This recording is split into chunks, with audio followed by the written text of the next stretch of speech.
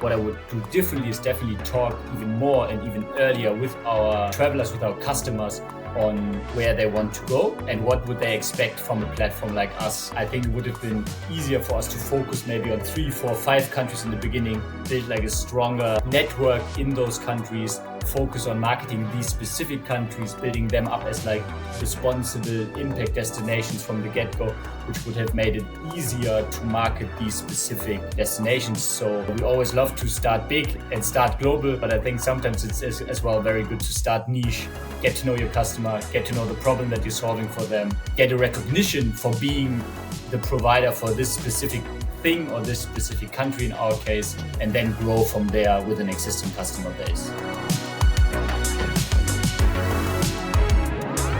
Hey there, and welcome to another Sharetribe founder story. I'm Mira, and today I want to share a conversation I had with Nils Lohmann that honestly left me feeling really inspired about the future of travel. So, we all love to travel, but there's often this nagging feeling that tourism doesn't always benefit the places we visit. Well, Nils and his team at Socialbnb are working to change this. Socialbnb started as a student project helping one man in Cambodia build a school. This experience made Nils and his co-founder Alex realize there's a real opportunity for tourists to have a positive impact if only they could be connected with local organizations and communities. Today, Socialbnb is a Sharetribe-powered platform that connects travelers with over 500 social and environmental projects across 45 countries. It offers everything from homestays to multi-day experiences and even complete impact-focused round trips. The mission is to leave both sides, the travelers and the local communities, with a long-lasting positive impact. The journey hasn't always been easy. Socialbnb started with Nils and his team literally forwarding emails between travelers and hosts. Then the platform evolved to what Nils calls a Frankenstein's monster of a WordPress site before finding Sharetribe in 2020. And talk about timing. They launched their new platform in spring 2021, right after COVID-19 had completely devastated the travel industry. But these challenges also mean Nils has some really insightful, hard-earned lessons to share with early-stage marketplace founders about the importance of staying optimistic, talking to your users, starting with a narrow focus, and building a business iteratively. I'm really excited for you to hear the entire conversation, so let's jump right into the story of how Socialbnb is reimagining what tourism can be.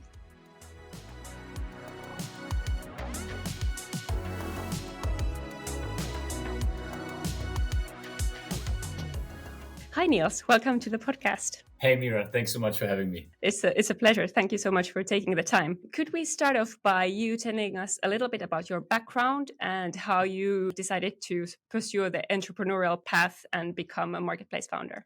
For sure, I'd love to. My name is Nils. I'm 31 years old. I'm one of the founders of Socialbnb, a marketplace for responsible travel alternatives on your next trip. And I decided to pursue the entrepreneurial role or career because I have my background in international business and international relations. So we already learned a bit about the entrepreneurial career, that this could be an option. However, my first couple of experience were in the corporate world rather, but always working like the sustainability department because I always found the idea of how can we use our capacities to use them for the common good. So more of like a social entrepreneurship approach, always very interesting and very appealing.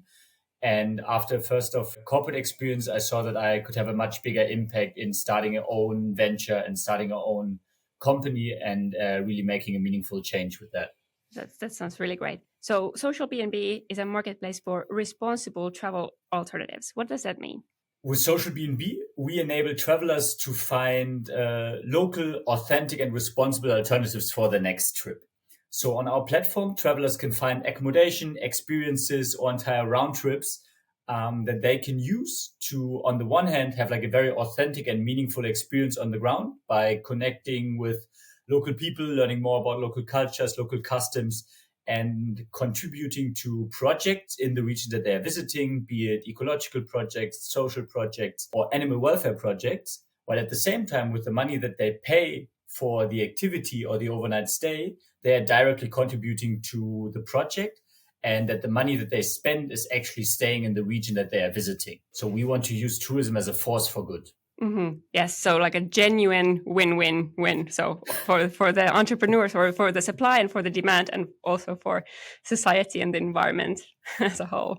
Exactly. That's what we're looking for. Yeah. That's what we think tourism should be like.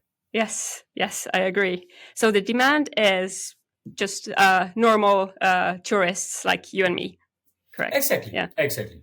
Travelers from all over the world. And the supply side, what types of people or companies does that consist of?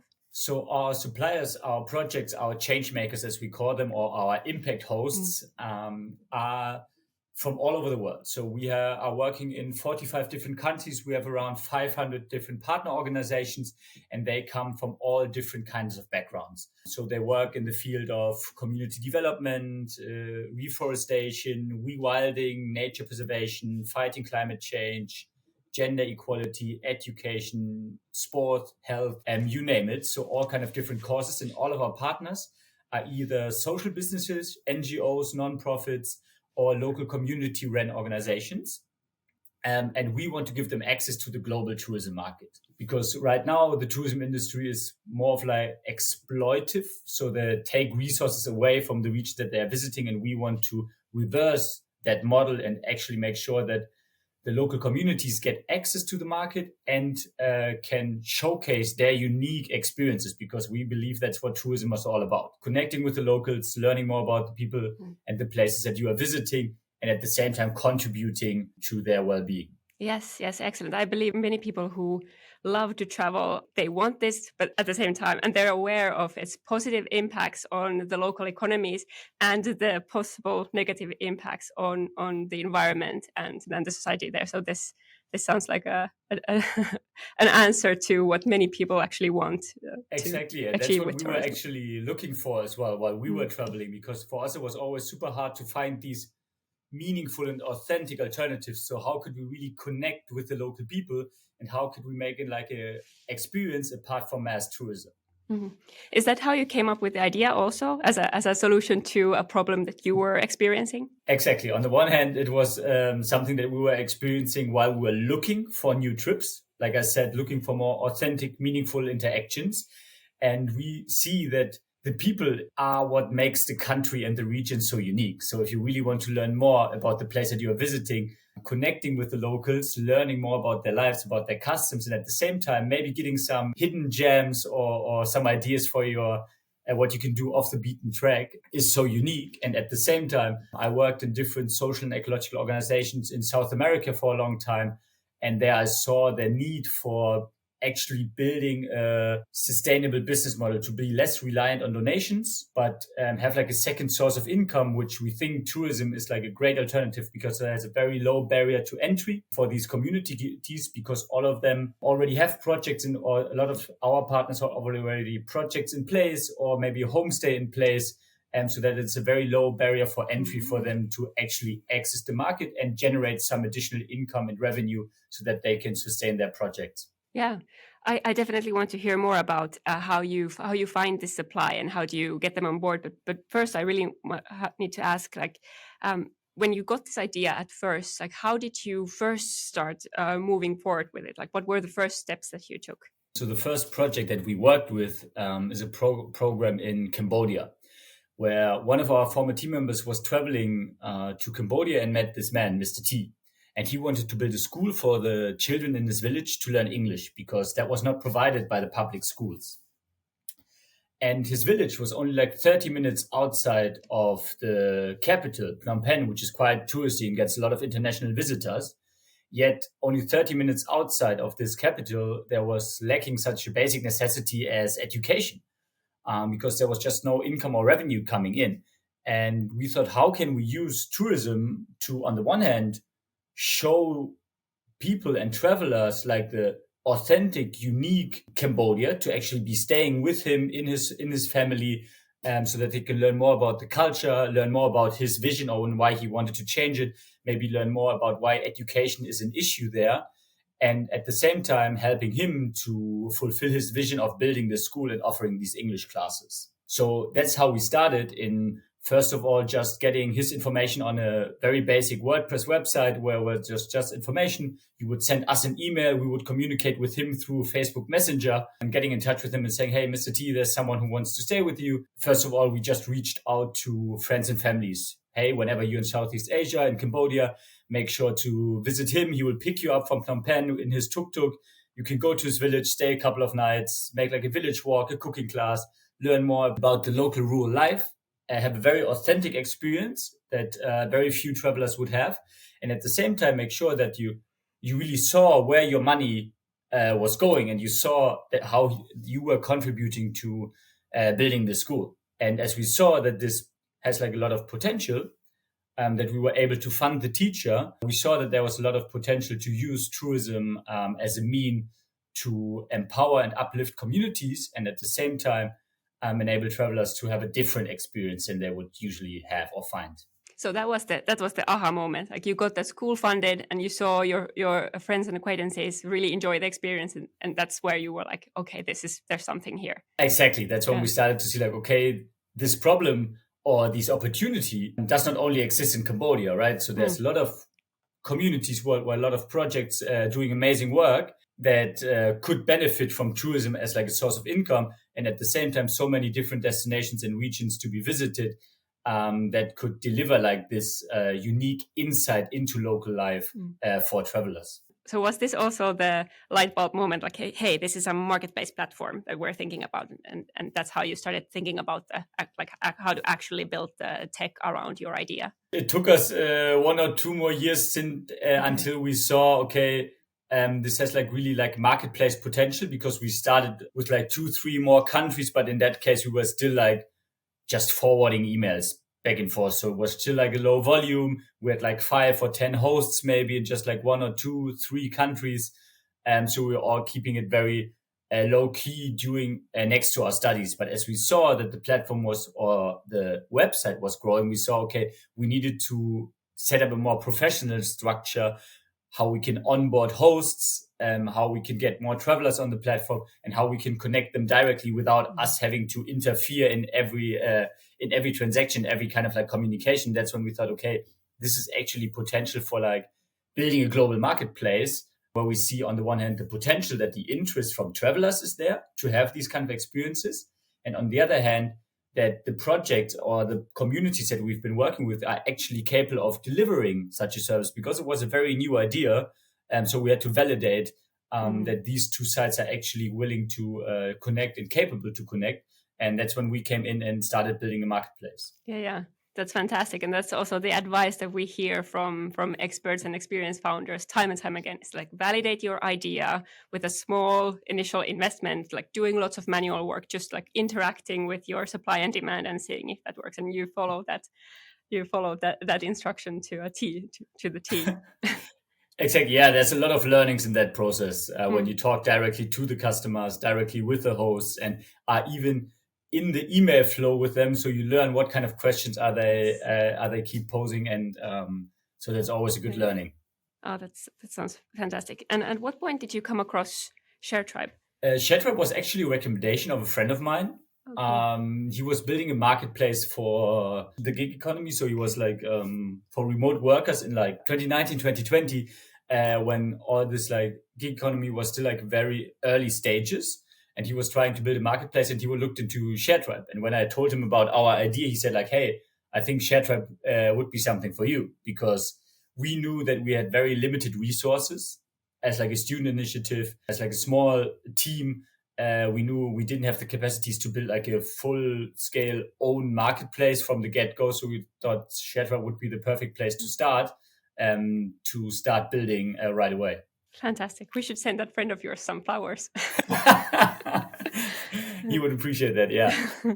At that point, did you consider any alternatives to Sharetribe? Like, I don't know, like plugins on top of your WordPress website or something like that? Yeah, we stretched WordPress a lot, because we had one developer who was familiar with WordPress. So we are very hesitant on moving away from WordPress, because we didn't have any other developer, and he wasn't aware of Sharetribe, or he hadn't worked with Sharetribe yet. So we thought for at least 6 to 12 months, rather build another plugin, build another our Frankenstein's monster of WordPress that we had built at that point a bit more, until we saw, okay, it just doesn't give us the functionalities and the features that we need to build a platform, because WordPress is great for what it does, but it's not necessarily built for building a marketplace. That's what our experience was.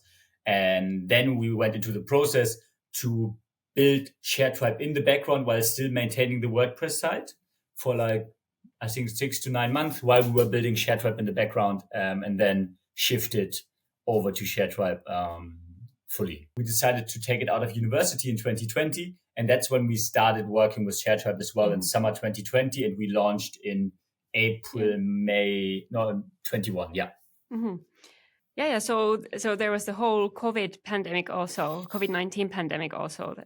Did that impact your plans or discourage you in any way? Surprisingly, it never really discouraged us. In hindsight, it's very surprising because we were new founders and we were super dedicated, super convinced about our idea. And we were positively naive, I'd say, because we were always, okay, how long is this COVID thing going to last? Maybe like 6 months. And after 6 months, we were like, okay, then the summer season started. We got a couple of bookings. We were like, okay, we see it's picking up. And then in winter, it started again. And we were like, okay, that's a couple of months again. So we are always very naive in thinking it wouldn't last as long as it did finally. But what I think is a good thing, because if someone would have told us in the beginning, okay, for the next 2 years, the tourism industry is going to be a black hole, basically. You don't know which country is open, where you can go, what are the restrictions. It would have been quite discouraging. So in that sense, we were lucky being naive. Yes, yeah, totally. Thank goodness for some misplaced optimism. Exactly. I think that's a very good trait of entrepreneurs as well, as remaining optimistic. Yes, well said. What was the experience like getting started with Sharetribe, building with Sharetribe? You mentioned that you weren't very technical, didn't have a super big technical team. Yeah, and actually neither Alex nor I do have any technical background. So we worked actually with a designer who was kind of like a self-taught front-end developer, I'd say. And he was building Sharetribe with us in that sense. So he was taking part of all the technological side. So we were very grateful. I think now you guys have moved even more into like the no-code solution. So that would have been even better for us like 4 years ago. But we decided very early that we wanted to go with Flex instead of Go, because we needed to make some adjustments, especially in the front end. So we kind of like draw the platform on like a whiteboard on what we wanted, what kind of functionalities we were doing like use stories and that stuff on how it could look like. And then he started developing it over the time. And like I said, I think it took like 9 months till we were satisfied with like a go live, because he was doing it on the side as well. He wasn't doing it full time, and he was the only one actually developing and not just putting like ideas in. Like we were just like, oh, this would be nice. And he was like, yeah, okay. I think every developer knows that struggle. So it was a very good experience for us in being quite quick in developing a marketplace. Yeah, and that's the thing. Also, that's what many people mention about Go and Flex, our legacy products. That the transition from no code to code was actually it was quite time consuming. The gap was quite steep, and that's exactly what we wanted to solve with that. And I think you did. It is very cool to see as well how it developed from being like now. I think would be a complete no code solution even possible. I'm glad to hear. I'm super glad to hear that. Now let's get to the real beef of the interview. Your like how you grew Socialbnb. Like how did you the first suppliers back when you still had the WordPress side and you were doing lots of things manually. The supply side came through your contacts, right, in these different countries and your sort of connections with the local organizations, right? Exactly, mainly. So the first, so we kind of went through like 3 phases, I'd say, in building the supply. The first was definitely just friends and family, people who have been visiting a community, who have been working in a project, who have been searching for these kind of experience. And we brought them on the platform. So maybe like the first 50 organizations kind of came through recommendations in that sense. And I think the next 200 of them came through like active research of ours. So where we were like, okay, we know what we're looking for. We're actively engaging and talking to these organizations. And the third stage, which we're currently as well working with, is talking as well to like multiplier networks, bigger NGO networks or community-based tourism networks, which have like maybe 5, 10, 15, or even 100 communities at the same time, that we can then screen, onboard, show them what we do. And we still get a lot of recommendations. So the people know us, organizations that want to work with us, because we're, to my knowledge, one of the few providers who actually do this and to give them the access to the market. And so we get a lot of requests as well. And all of them go through like a detailed quality check with us on how we bring them on the platform, what they are doing, who's behind the idea, how they're contributing to the local challenges that they're trying to solve, and obviously how the local community is involved, how it is locally owned, how they are funded, so that we get a lot of information, that we make sure that the impact that we promise our travelers that is happening and that they can actually see and witness and contribute to is actually happening. Mm-hmm. Yeah. So there's lots of manual work involved in this, like selecting, screening, onboarding. Exactly. It was always clear to us that we didn't want to be a marketplace where the hosts can just upload any profile or any program, because we want to curate the hosts and their ideas. And a lot of our hosts, for them, it's the first time being on a platform as well. So we often develop the programs jointly with them. Especially with one of the new programs that we have, which is multi-day experiences, where we offer not only accommodation, but we packages with activities, food, and transportation into like a very unique package and for many of them, it's the first time offering such a thing. So we help them in the brainstorming. What kind of activities could they offer? What kind of things could be explored on site? How could it be priced? What would be interesting experience for our target group? So we develop these programs jointly with them. So it's still a lot of like manual labor involved, but that's one of the works that I really enjoy doing with Socialbnb, actively working with them and seeing how we can give them access to the market and actually contributing. Mm-hmm. And I can imagine that also being a huge advantage to your demand side in this era of greenwashing and like aggressive sort of responsibility washing and marketing, to be able to trust that this is the real deal, like this is actually as impactful as is being claimed. Exactly. That's one of our main targets and main focus, our credibility in the impact that we're delivering. And I mean, the amazing thing is that the travelers can see the impact that they are having on the site firsthand. They see where the money goes. They see what they're contributing, or they might be even actively contributing to what they're doing, to what the project is doing. And I think that makes it such a unique experience. Mm-hmm. And so how do you find this demand then? So the demand is mainly through social media and awareness campaigns, public relations.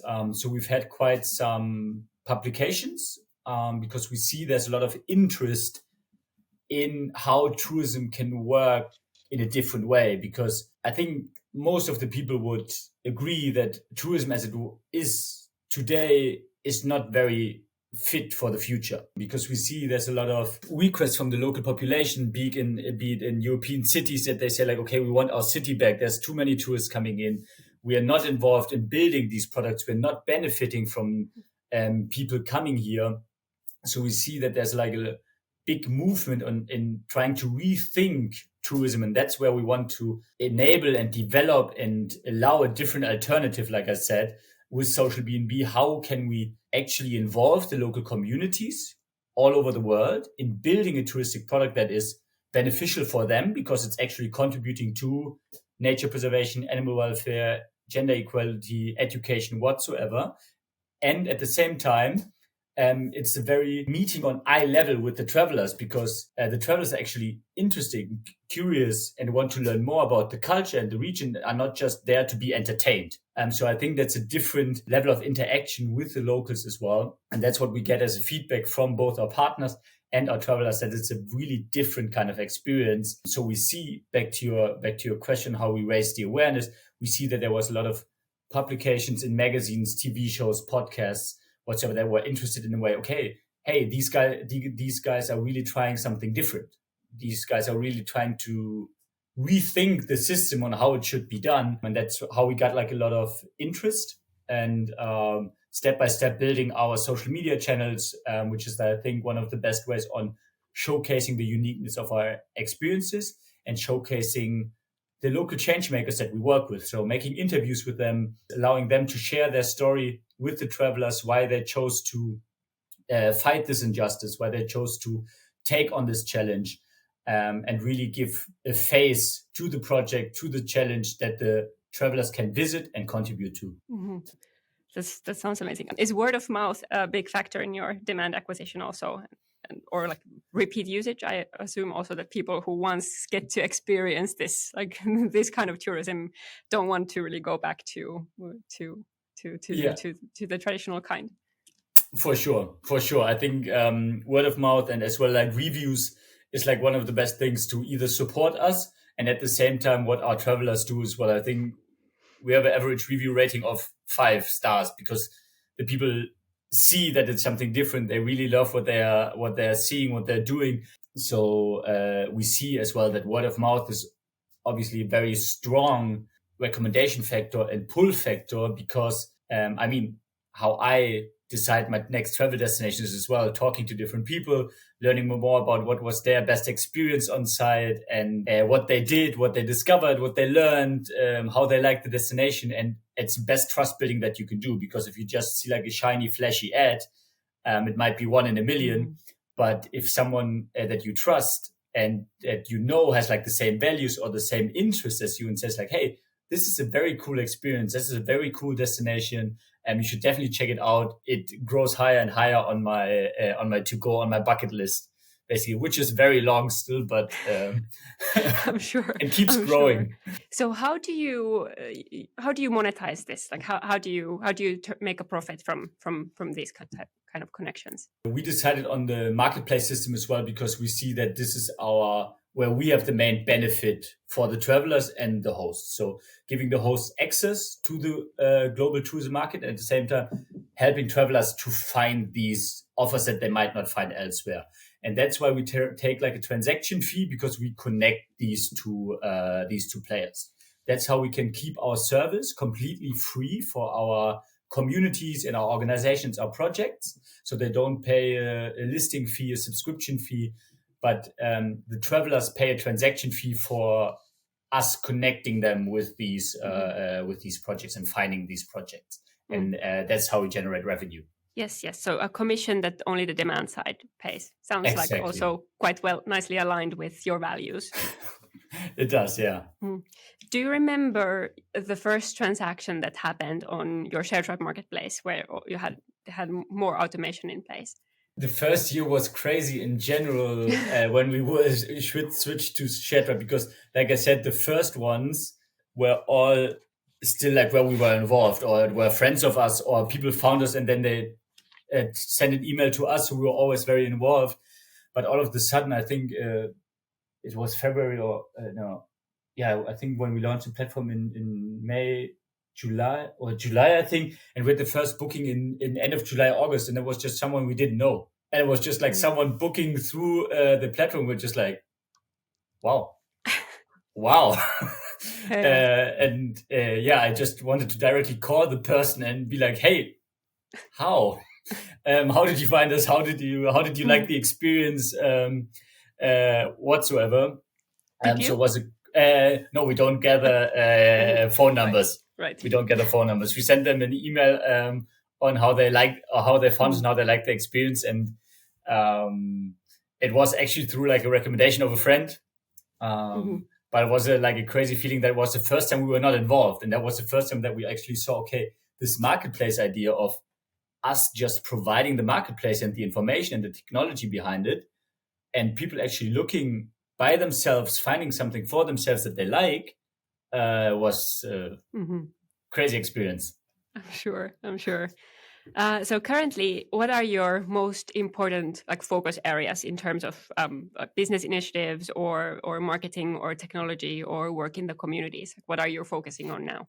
We always have three main focus topics that we're working on. On the one hand, we're always trying to enhance the technology, talking to our users, what kind of features would they like, talking to our hosts, what kind of features would they like. So we're currently, for example, adjusting the transaction process more, allowing more payment methods, more the social sign-on, giving them more overview of what is actually included in the price, for example. So we try to give them the best option possible. We adjusted the search process, for example, because we saw that people search differently now than they did 6 months ago. So we try to accommodate for that.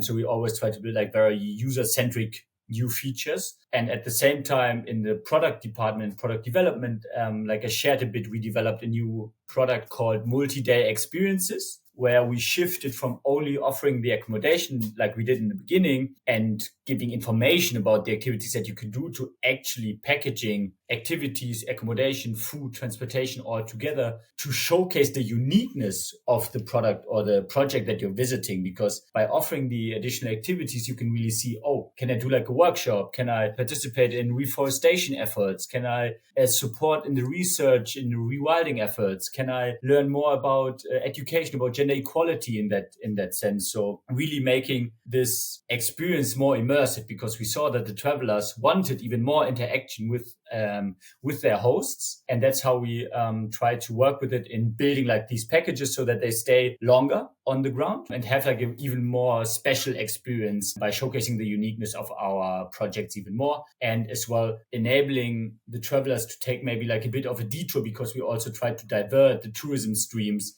that you don't visit all the same time the same regions, but maybe go to a more rural or semi-urban area, but it's more worth it if you go for 3 or 4 nights instead of just staying for 1 night. So we try to accommodate for that. And as well, we will be offering our first own designed round trip now in Sri Lanka, where you will be having 14 days Socialbnb experience. So just visiting, going from one of our partners to the next and having an entire impact round trip, which we are very excited about. To be launching within the next couple of weeks. Sounds really cool. I love how I can hear from how you talk that how the impact that you want to make is present in all these decisions that you make, be it technology, be it business initiatives. And can you give a concrete example of what this type of experience could be like? Yes, I would love to. So specifically these multi-day experiences that we're offering, experiences where you as a traveler can even dive deeper into the local culture and immerse even more, and often directly contribute to what the project is doing because you stay longer and are more engaged. So for example, we have programs in Europe where you can participate or see how rewilding efforts are being done. You can see in Italy, for example, be part of a research vessel where you can support the researchers in finding dolphins, whales, and with the research that you're doing, and actually contribute to them building a marine life protected area in the Mediterranean Sea with the data that you're gathering. So you're actively contributing with your work and have a very unique experience, and being on the sailing vessel, having this community thought and really being hands-on. So you mentioned 3 focus areas, and that was 2, right? Exactly. So what's the third? And the last one is always how to, since we are a marketplace, obviously getting a nice supply, but on the other hand as well, growing our demand. So how can we use our marketing channels even better to showcase this uniqueness of our product? So we started doing more targeted ads, doing more video content, which we saw is working very well. So we are trying to work together with all of our partners in developing video content so that we can create short reels, video ads for them, with them, that we can then promote to our platform. Because what we saw is that, like I said as well a bit earlier, when the hosts can actually tell a bit more about their story, have video about why the experience is so unique or what the travelers can experience, we saw that travelers are much more likely to book these kind of experience, because they get a better touch of the people and what they could see. And that's what we're actively promoting as well. Building more video content, helping our partners to create this content, or edit it for them, and then bring it on our socials to make more wanderlust for our travelers, so that they can really have like a good feeling on where they want to go next, get some good inspiration. Mm-hmm. Yeah, sounds great. You rather recently raised funding, correct? Yep. Do you want to share something about that? Yeah, for sure. Funding is always a very big topic for young startups. I think especially for us, since we've been working a lot with like public money in the beginning, with government grants, scholarships, award money, for example, in that idea. And we saw that we were kind of like reaching like a glass ceiling, because we saw, hey, we were able to build this platform, we were able to build this marketplace, we were able to get the first customers, the first traction, showing that it could work.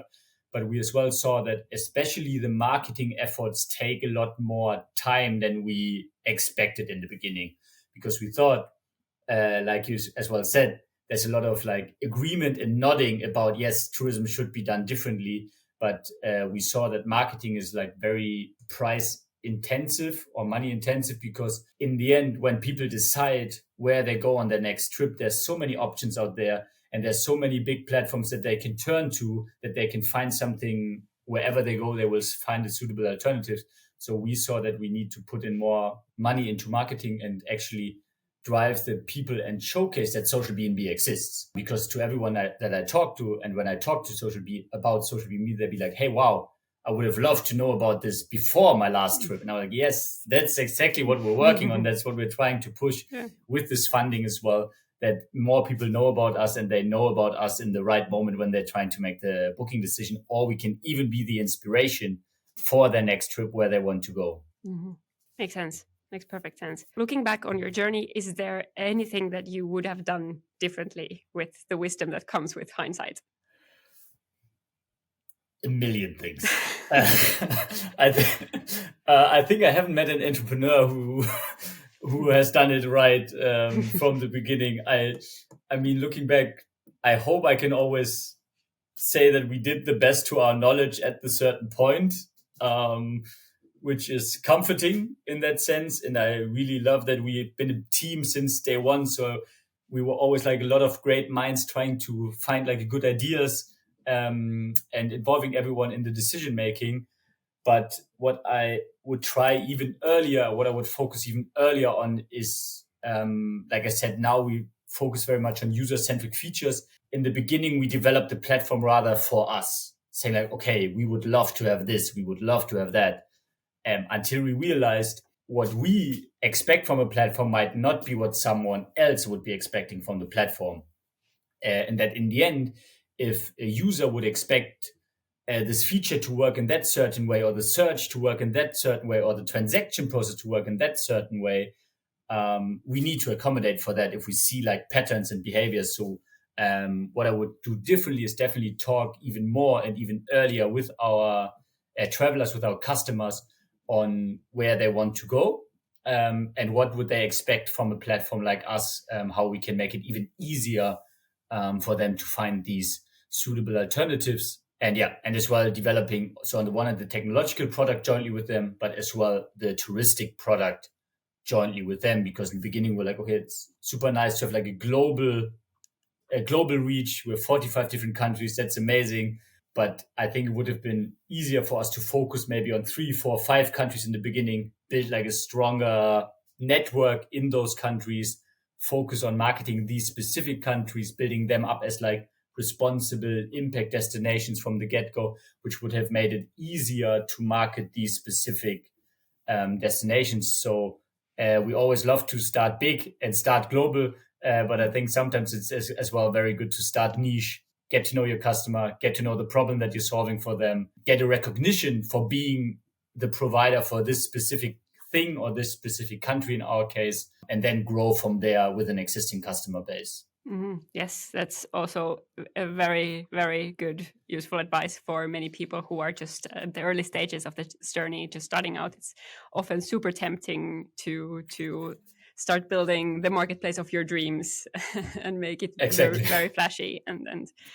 But very often it's indeed just like you said, like start with an MVP and talk to your users, find out what they need, and build from there. So thank you so much, Nils, for this interview and for sharing your inspiring story and your advice with early stage founders. We're super proud to share this story with our audience.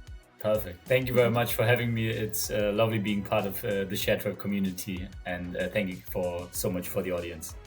Thanks so much, and all the best for Socialbnb. Thank you for listening and watching. If you enjoyed this episode, you can subscribe to Sharetribe Founder Stories on YouTube, Apple Podcasts, Spotify, or wherever you get your podcasts. Also, please consider leaving us a rating or review, as that really helps other listeners find the podcast. And if you got inspired to bring your own marketplace idea to life, go visit sharetribe.com. That's sharetribe.com. It's the fastest way to start an online marketplace business. Until next time.